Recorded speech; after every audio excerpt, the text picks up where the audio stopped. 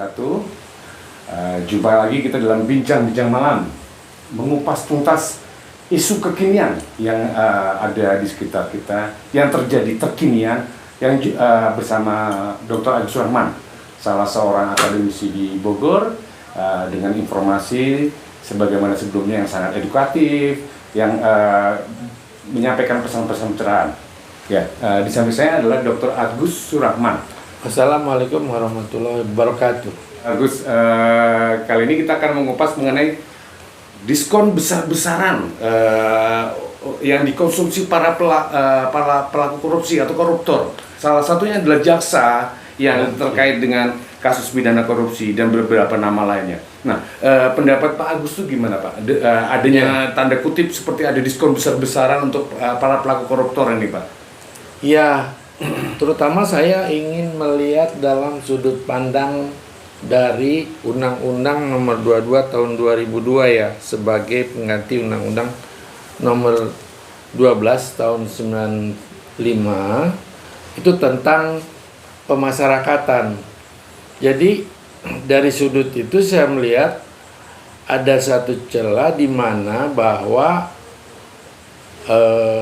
narapidana atau terpidana itu diberikan pelepasan bersyarat, ya. Karena pelepasan bersyarat itu diatur di dalam undang-undang itu bahwa ada di dalam pasal tertentu dikatakan bahwa ada pembebasan bersyarat. Jadi memang udah sejak dulu, bukan hari-hari ini aja, ya kan? Saya terus terang aja, memang saya juga pendidikan saya pernah di pemasyarakatan, jadi mengerti betul bagaimana pelepasan bersyarat itu diberikan, dan memang itu diberikan dengan syarat bahwa kita harus berkelakuan baik. Nah, ini persoalannya, kelakuan baiknya seperti apa?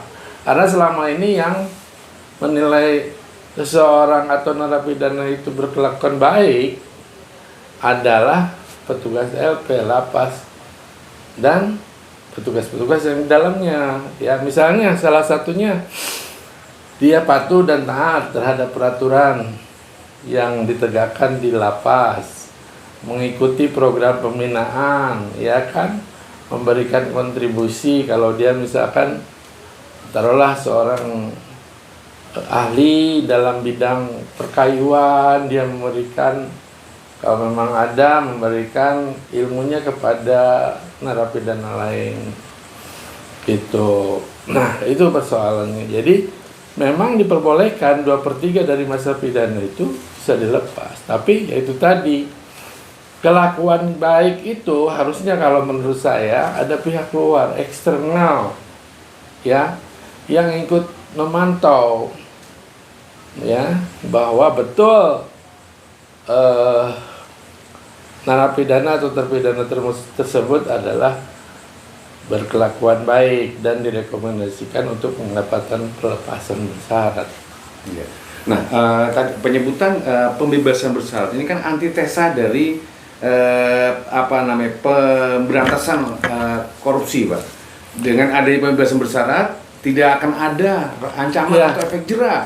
Persoalannya gini loh, kontradiktif filosofi ya yang dianut oleh masyarakat sekarang masih menginginkan bahwa memang korupsi ini extraordinary dan memang orientasinya adalah penjeraan. Sedangkan di dalam rancangan KUHP itu sendiri dikatakan bahwa tujuan pemidanaan itu adalah pemasyarakatan, pembinaan gitu loh.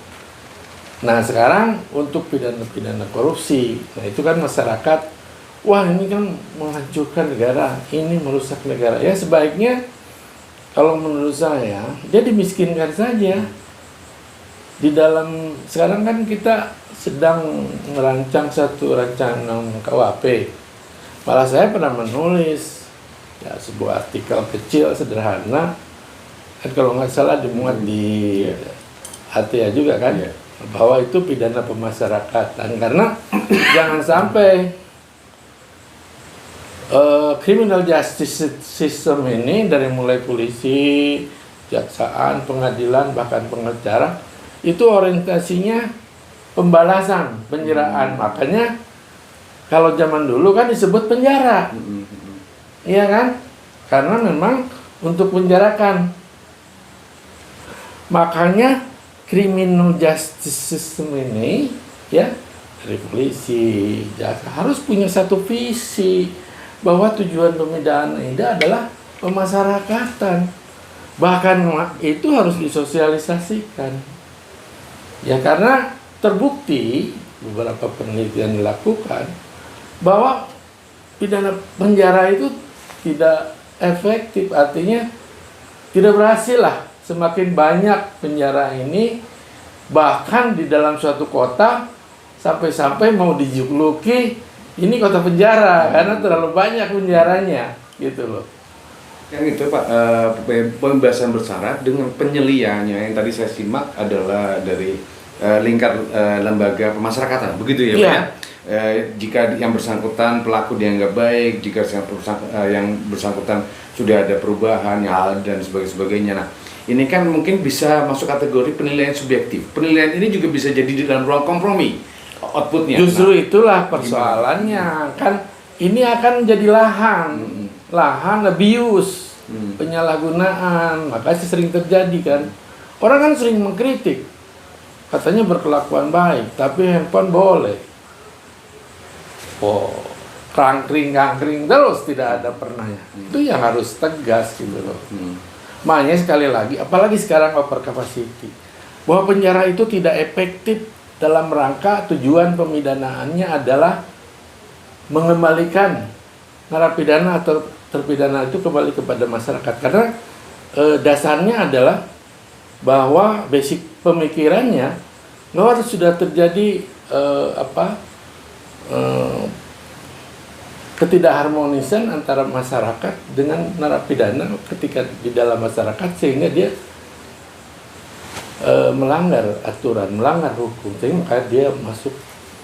Nah, justru itu harus ada kesepakatan di antara criminal justice system ini, polisi, jaksa, hakim, LP, karena itu satu kesatuan. Yang mana jangan sampai yang satu ke kanan, yang satu ke kiri, nggak bisa. Demikian bincang-bincang malam ini bersama Dr. Agus Surahman. Beliau adalah seorang praktisi hukum, praktisi ekonomi, praktisi sosial. Berikut juga salah satu dosen pascasarjana di salah satu perguruan tinggi swasta di lingkungan Bogor. Ya, saya Kokta dan Pak Agus Surahman menyampaikan terima kasih. Satu kesimpulan dari obrolan kita malam ini, jangan pernah korupsi karena ke depan harus dimiskinkan. Ini adalah pesan moral yang mungkin juga harus dilembagakan dan dibudayakan.